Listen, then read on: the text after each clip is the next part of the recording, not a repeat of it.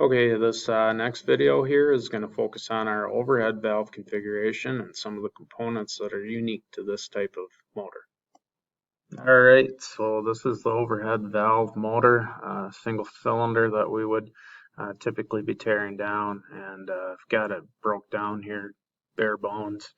I'm going to take this apart and explain a few things to you about the operation of the motor, and talk a little bit about the advantages and disadvantages of this motor, and I'm also going to point out some new components that are unique to this particular motor. So things that are similar here, we still have with the single cylinder configuration, we still have the crank that turns the cam, and you can see inside here a little bit better. We have the cam lobes that still are coming in contact with the tappets that I'll show you in a second. But the way that this is configured is different. Our cylinder head is right here. It's off to the side. We're not in the straight up and down position. And our valves and our head assembly actually sit on like this. And you can see our valves right here sit directly overhead of the cylinder. So a couple of things that are a bit different about this. One,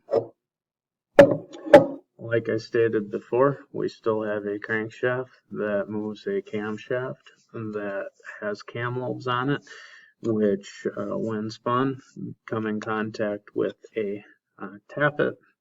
However, if we flip this around, look at this.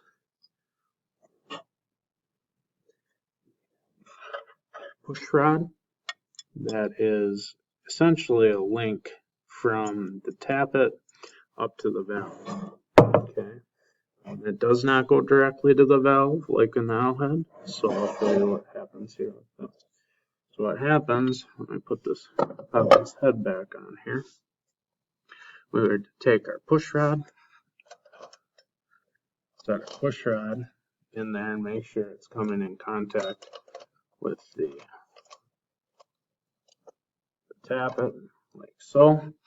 And as we start spinning this around, you can see we just contacted, we're engaging the tappet with the cam lobe, which is pushing up on the push rod. And you can see that this is called the rocker arm. It rocks back and forth. When this push rod pushes up on the rocker arm, it pushes down that valve, compresses the spring, and opens up the valve. And depending on which valve we're trying to operate. But I'm going to stick my hand in here just so you can see. You can see this whole thing go down. All right, and now we're moving past it. Now that valve is closed, and that spring is pushing that valve closed again, and there is no tension on our push rod. So what do we have here that's really, really new besides for this entire configuration here? We have a rocker arm. We have a push rod. Okay, and those are the two additional components that help this overhead valve system operate. Well, one of the advantages to this that's different than the L head, if we look at the block on this block is very simple. There's not a lot of intricate casting work on that block. It's fairly cheap to produce. If we take a look at the head on this, the opposite can be said for the head. We'll look at our valves, our combustion chamber, the different orifices that are machined in here to guide the push rod. This is much more complex than the head on the L head. So although the block on this is cheap, the head is more expensive to manufacture.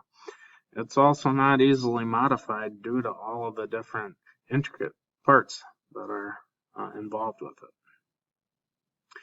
This type of configuration, you might be asking yourself, well, why did they switch to this configuration? This type of configuration is actually more efficient. Okay, we have higher power ratio, so it's more efficient. We have a bit more better chance here for a bit more compression. But looking at the downside of this, we do have a lot more moving and working components, which could wear out over time. It could be more problematic. Anytime we're dealing with a more complex system, we have more troubleshooting to take care of, more components to check, and replace cost-wise if there is a failure. So, like I said, most of the advantages of this motor are the disadvantages of the L-head. So the L-head would not be efficient. This one is efficient. The L-head will have lower compression. This one's going to have a higher compression. However, the advantages of the L-head, such as simple head design, are a disadvantage of this, where we have a very complex head design, and so on.